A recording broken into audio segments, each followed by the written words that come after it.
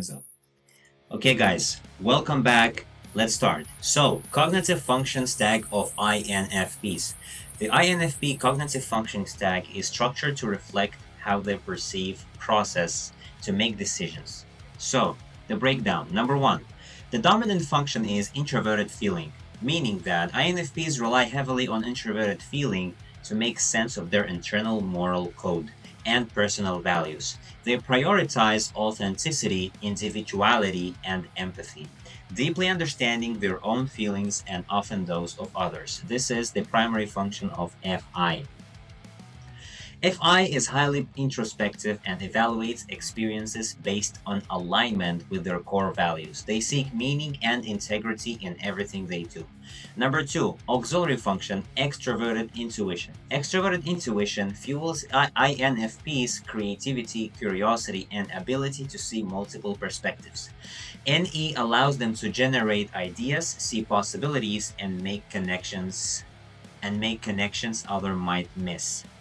This function supports their desire for exploration and innovation, often making them drawn to artistic and philosophical pursuits. Number three, introverted sensing. Introverted sensing provides a connection to a personal memories and experiences. While it's less prominent, it helps INFPs hold on to details from the past that have emotional significance. This function brings stability and tradition into their lives, although it's secondary to their need for freedom and exploration.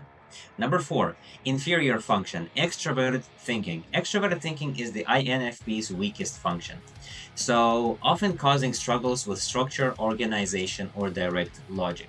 While they can develop it over time, INFPs might feel overwhelmed by the demands of efficiency and productivity. TE helps with structuring goals and executing plans, but is typically a source of tension for INFPs who naturally prioritize inner values over external efficiency. Number two, INFPs under stress, shadow functions, and stress responses. So, when under stress, INFPs may display behaviors influenced by their shadow function, the opposite function of their primary stack. Here's how these functions manifest under stress. Number one, opposing function, extroverted feeling. Under stress, INFPs may try to please others excessively, often ignoring their own values to fit or avoid conflict. This is FE. They may feel lost or frustrated when they can't align with other expectations.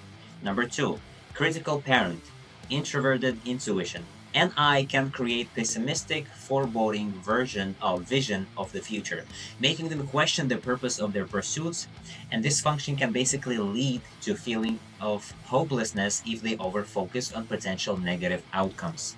Number three, trickster, extroverted sensing. Under stress, INFPs might try to distract themselves with sensory indulgences, like binge watching shows, overeating, and other compulsive behaviors, which can make them feel disconnected and even more overwhelmed. Extroverted sensing. Number four, demon, the introverted thinking. When highly stressed, INFPs may become overly critical of themselves, doubting their intelligence or worth. They might spiral into negative self analysis, feeling they lack competence or aren't smart enough to accomplish their goals. Number three, ideal careers for INFPs. INFPs thrive in careers that allow for creativity, independence, and personal expression. They value work that aligns with their values and allows them to help others. Here are some fields where INFPs excel: creative arts and writing. So, examples: authors, poets, graphic designers, animators, or musicians. Why? Because these roles allow INFP express themselves fully and explore imaginative ideas. Number two, counseling and psychology. Examples: therapists, social workers, mental health counselors. Why? INFPs are empathetic and enjoy helping people understand themselves. Number three, education and academia. So, teachers, professors, librarians, these professions allow them to share knowledge and foster personal growth in others. Humanities and social science. So, anthropologists, historians, researchers, INFPs enjoy exploring human experiences, values, and culture. Number five, nonprofit and advocacy roles. Examples: NGO workers, environmental advocates, human rights activists. They value making a positive impact and helping causes they care about.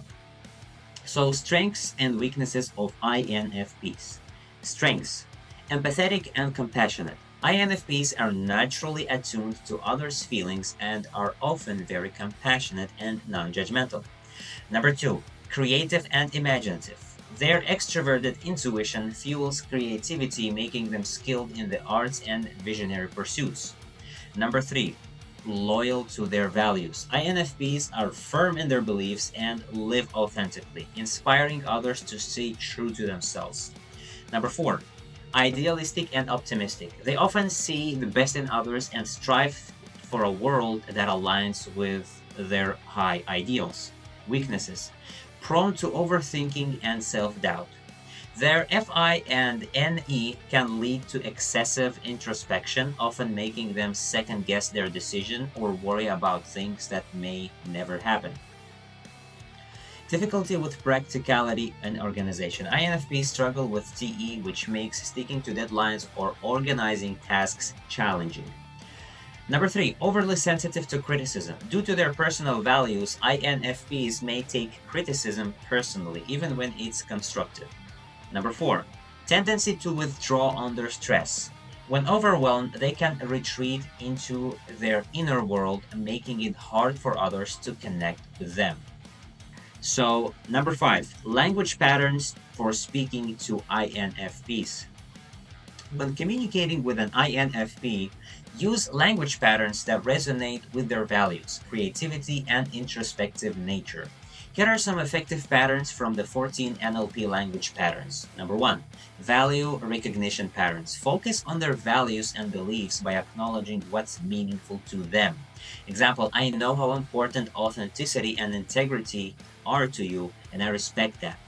Number two, possibility and imagination pattern. Engage their extroverted intuition by discussing possibilities, dreams, or hypothetical scenarios. Example: imagine how amazing it would feel to make a difference in people's lives. Number three, Milton model, soft language.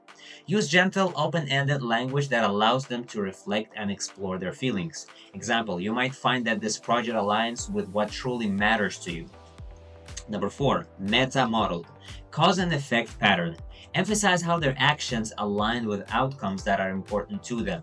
By dedicating time to this, you are creating something that has meaningful impact. For example, number five, embedded command pattern. Use subtle encouragement embedded in statements to guide them gently. For example, as you explore this idea, you might find it resonates deeply with your purpose. Number six, future pacing pattern. Help them envision a positive future where their values are realized. Example: imagine looking back and seeing how every step aligned with your true path. Imagine looking back and seeing how every step aligned with your true path. Number seven, chunking up pattern, the big picture.